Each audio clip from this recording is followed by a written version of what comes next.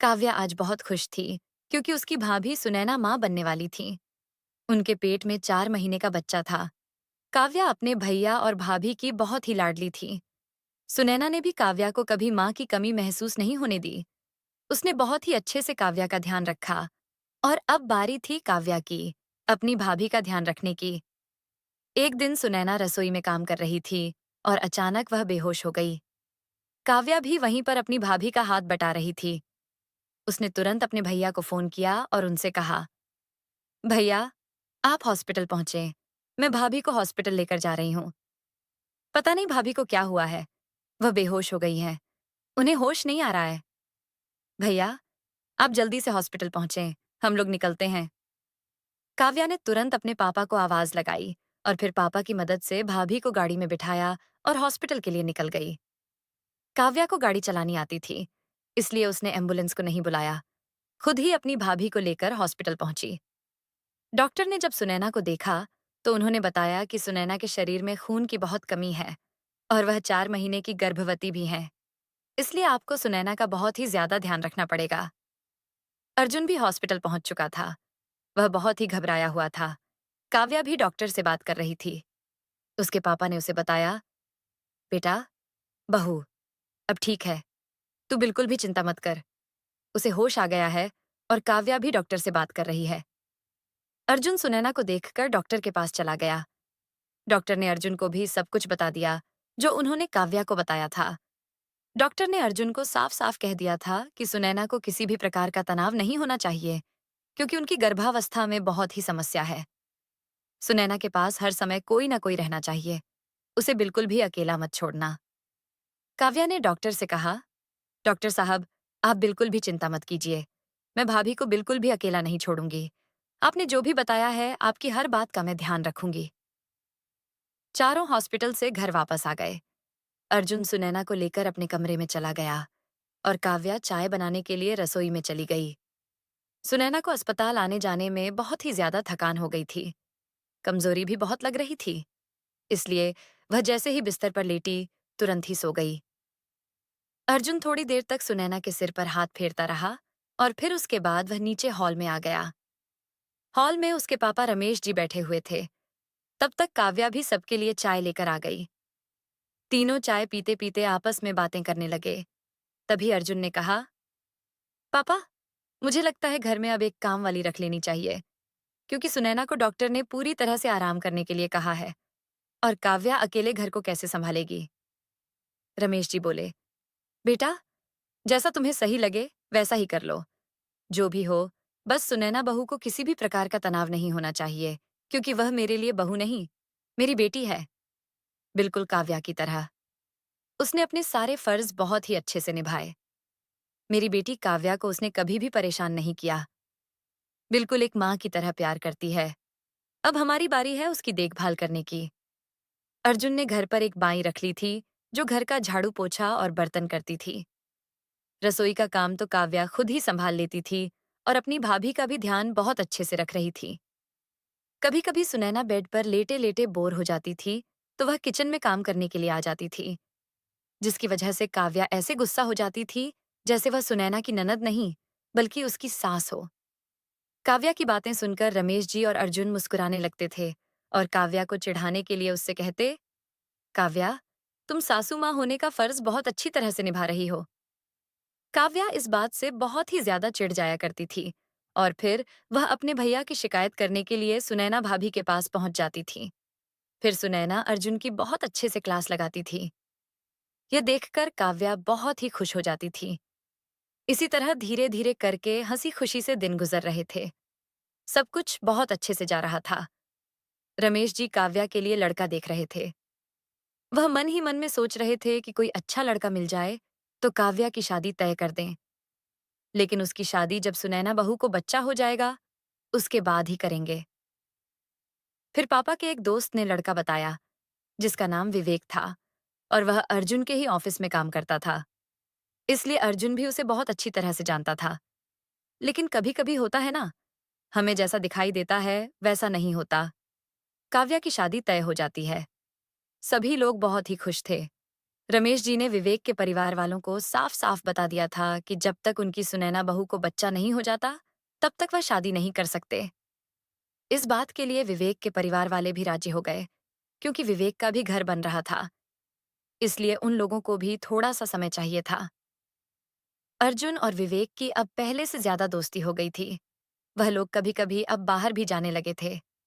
रात के 11 बज रहे थे, लेकिन अर्जुन अभी तक घर नहीं आया था। पहले ऐसा कभी नहीं हुआ था। अर्जुन हमेशा अपने समय पर घर आ जाता था।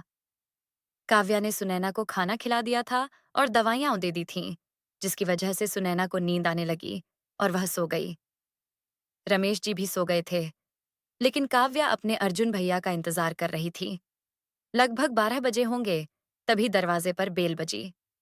काव्या ने जाकर दरवाजा खोला तो आज अर्जुन भैया उसे बदले बदले नजर आ रहे थे। उन्हें देखकर ऐसा लग रहा था जैसे उन्होंने शराब पी रखी हो। काव्या को तो यकीन ही नहीं हो रहा था कि उसके अर्जुन भैया ने शराब पी है, क्योंकि जब से काव्या समझने लायक हुई है, तब से उसने आज तक अर्जुन भैया को कभी शराब पीते हुए नहीं देखा। काव्या ने अपने अर्जुन भैया को हॉल में सोफे पर बिठाया और फिर किचन में चली गई उनके लिए नींबू पानी बनाने।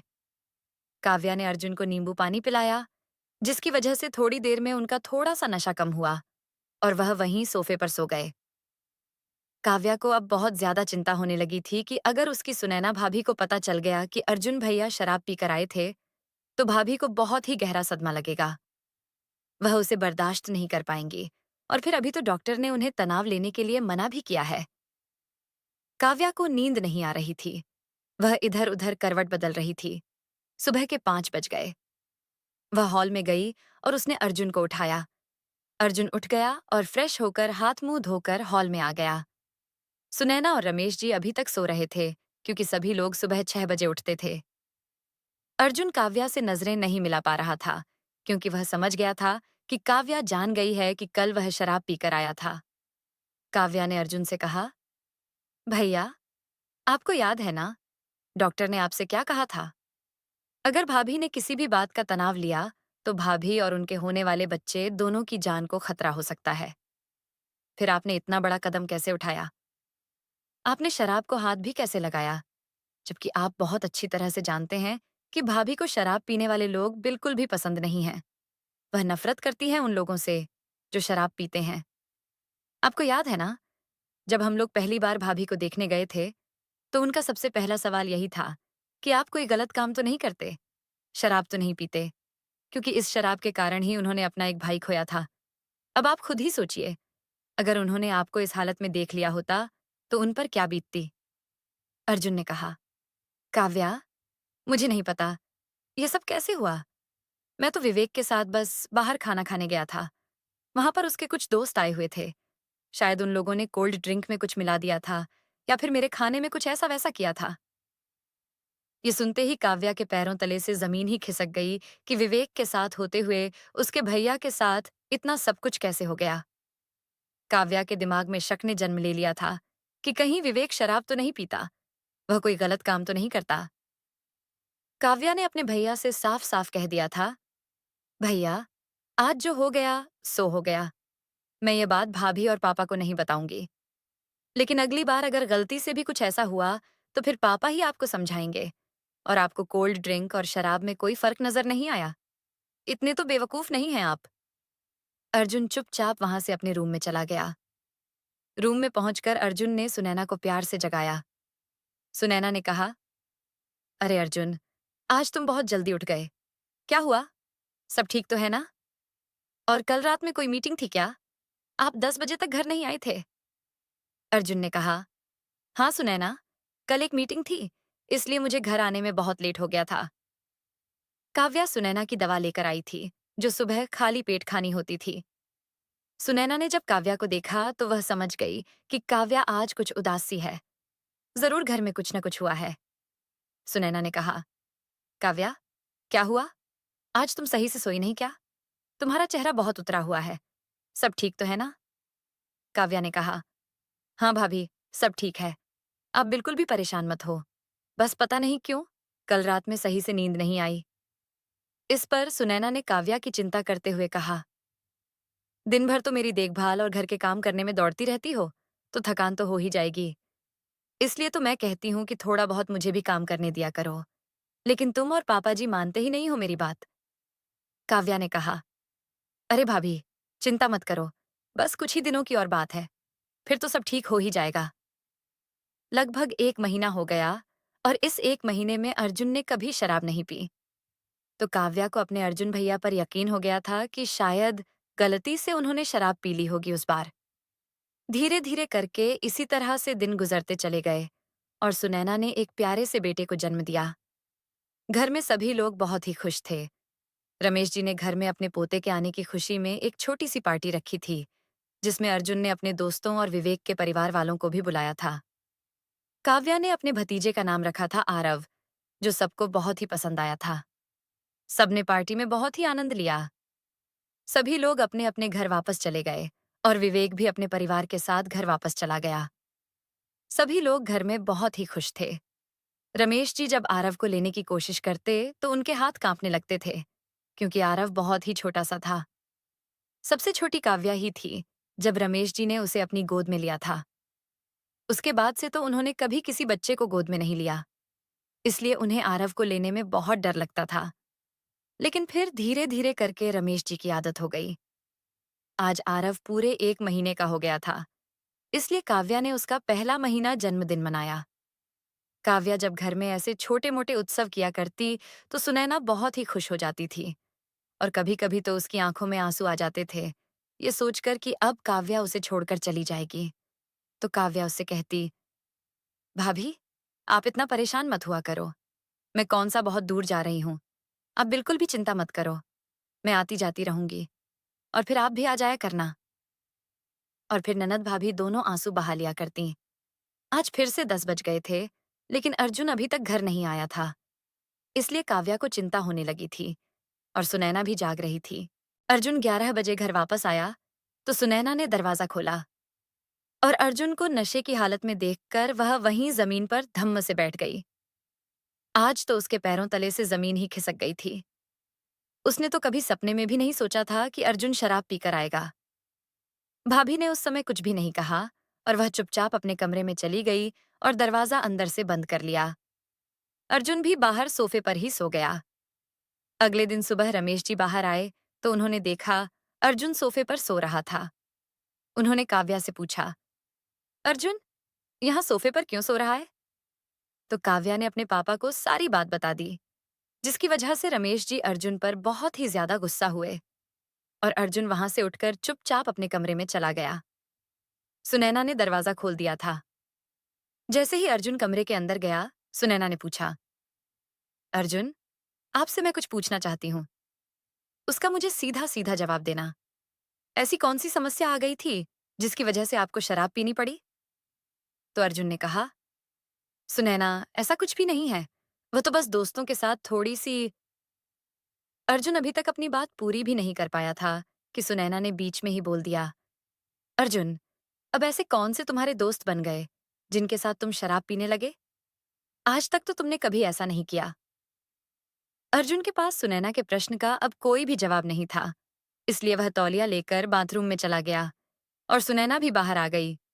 सुनैना ने कहा, काव्या, मुझे तुमसे कुछ पूछना है। एकदम सही सही बताना। क्या मेरी शादी से पहले अर्जुन ने कभी शराब पी थी?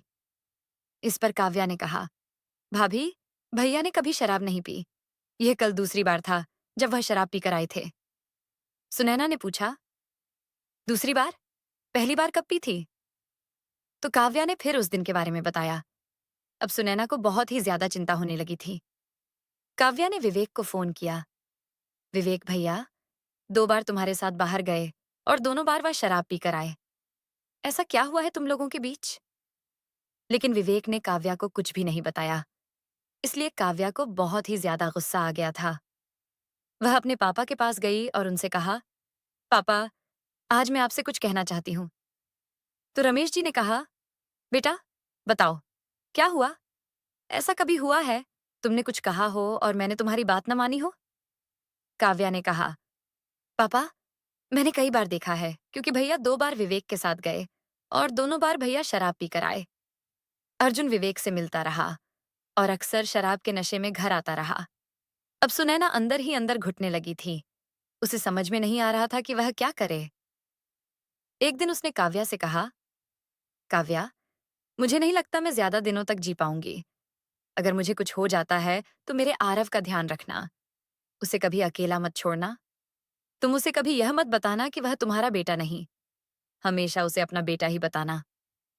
सुनैना भाभी की बातें सुनकर काव्या रोने लगी। भाभी, आपको क्या हो गया? आप ऐसे क्यों बोल रही हो? लेकिन सुनैना ने काव्या की बातों का कोई जवाब नहीं दिया। शाम को जब अर्जुन ऑफिस से घर आया, तो काव्या ने उसको सब कुछ बताया कि भाभी ने उससे आज क्या-क्या कहा है। यह सुनकर अर्जुन भी थोड़ा हैरान हो गया। अर्जुन आजकल अक्सर ऐसा करने लगा था। वह सुनैना और काव्या से नजरें चुराने लगा था।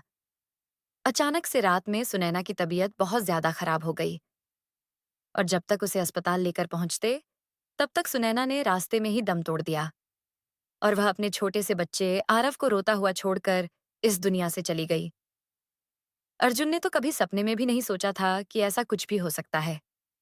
सुनैना के जाने से उस घर की खुशियां ही उजड़ गईं।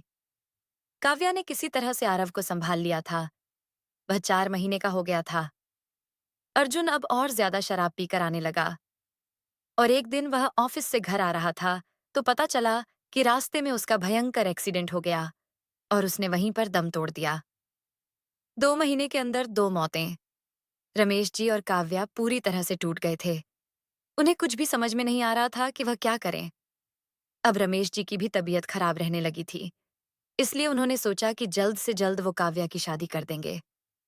रमेश जी और विवेक के परिवार वालों ने उसे बहुत ढूंढने की कोशिश की, लेकिन वह कहीं भी नहीं मिला। शायद वह उस शहर को छोड़कर चला गया था। काव्या बैठी सोच रही थी कि तभी फोन की घंटी बजी, तो वह अपने अतीत से वर्तमान में वापस लौट आई। काव्या ने फोन उठाया। माँ, मैं सान्या से विवाह करना चाहता हूँ। आरव ने सिडनी से फोन पर काव्या को सूचना दी। कौन सान्या? काव्या चौंक उठी। उसे यकीन ही नहीं हो रहा था। आरव तो अभी 22 वर्ष का ही था। उसने इतना बड़ा फैसला ले लिया। काव्या के दिमाग में तो आरव अभी भी छोटा ही है। अब देखते ही देखते वह इतना बड़ा हो गया कि विवाह करने का मन ही नहीं बनाया, बल्कि लड़की भी पसंद कर ली। अपने पति नील की मृत्यु के बाद उसने कई कठिनाइयों को झेलकर ही उसकी परवरिश की। और जब आरव को अपने प्रोजेक्ट के लिए सिडनी की फेलोशिप मिली, तब उसने अपने दिल पर पत्थर रखकर ही अपने जिगर के टुकड़े को खुद से जुदा किया। वह समझती थी कि बेटे के उज्जवल भविष्य के लिए अपनी ममता का त्याग करना ही होगा। आखिर कब तक वह उसे अपने आंचल से बांधकर रख सकती थी?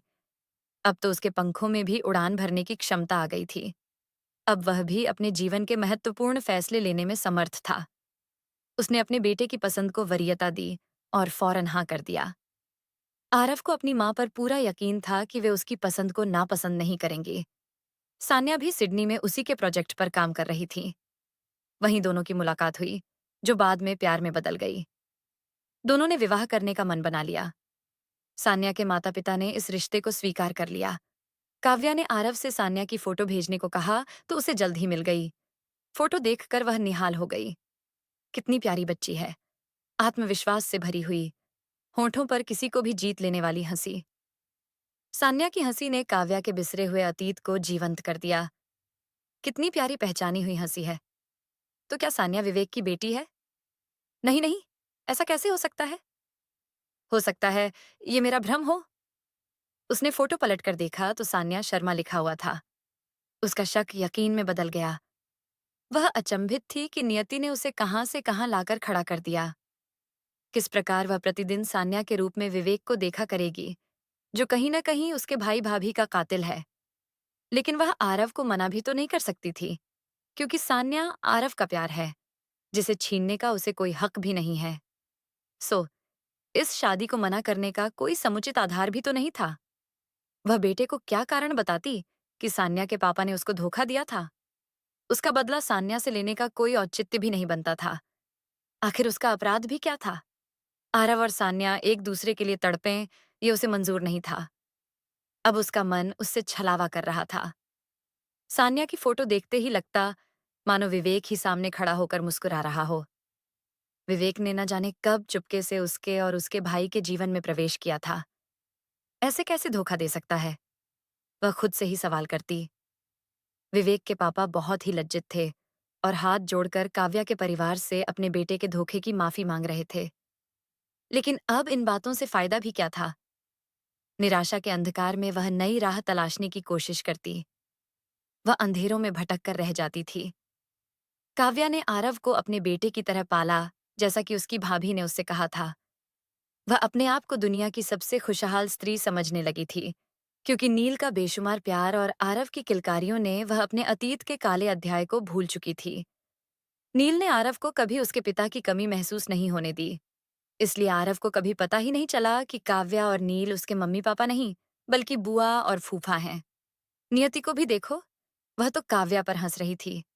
तभी तो 2 दिन के दिमागी बुखार से नील उसे अलविदा कहकर उसके जीवन से बहुत दूर चले गए और वह अपने बेटे आरव के साथ अकेली रह गई।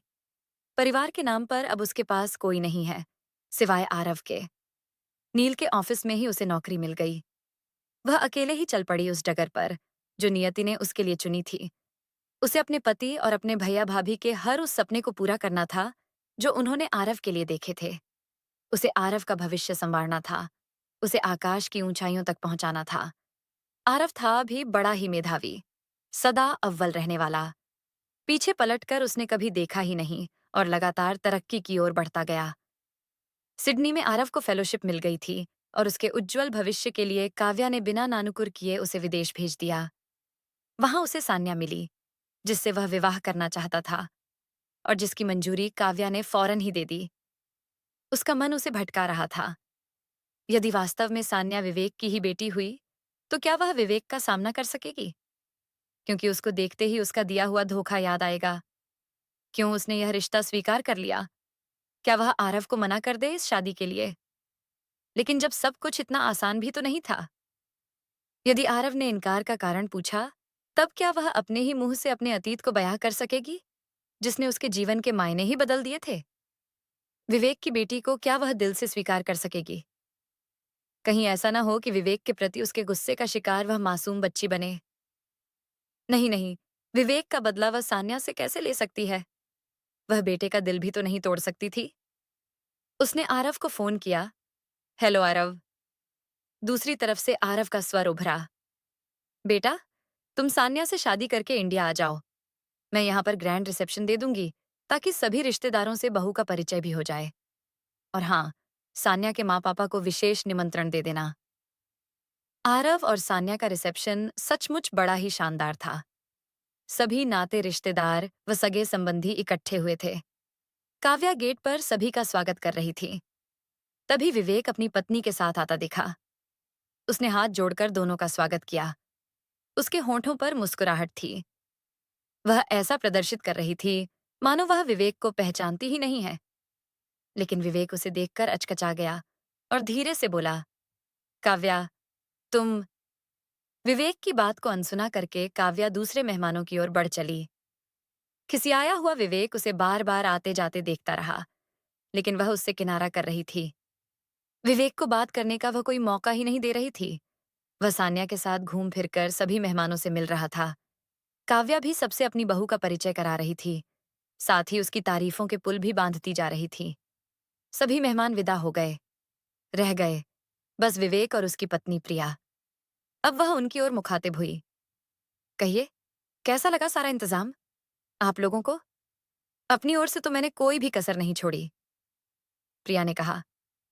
बहुत ही अच्छा प्रबंध था। आपको देखकर ऐसा लगता है कि मेरी बेटी को बहुत ही समझदार सास मिली है। आइए, हम लोग गले तो मिल लें। कहकर प्रिया उसके गले लग गई। काव्या ने कनखियों से विवेक को देखा। उसका चेहरा स्याह हो रहा था। शायद उसे इस बात का एहसास हो रहा था कि काव्या उसे न पहचानने का बहाना कर रही है। उसे इस बात का तो अंदाजा था कि वह नाराज है, किंतु उसे कुछ कहने का मौका तो दे। कहीं ऐसा ना हो कि उसने उसके साथ जो धोखा किया, उसका बदला वह सान्या से ले। वह इन्हीं विचारों में डूब उतरा रहा था।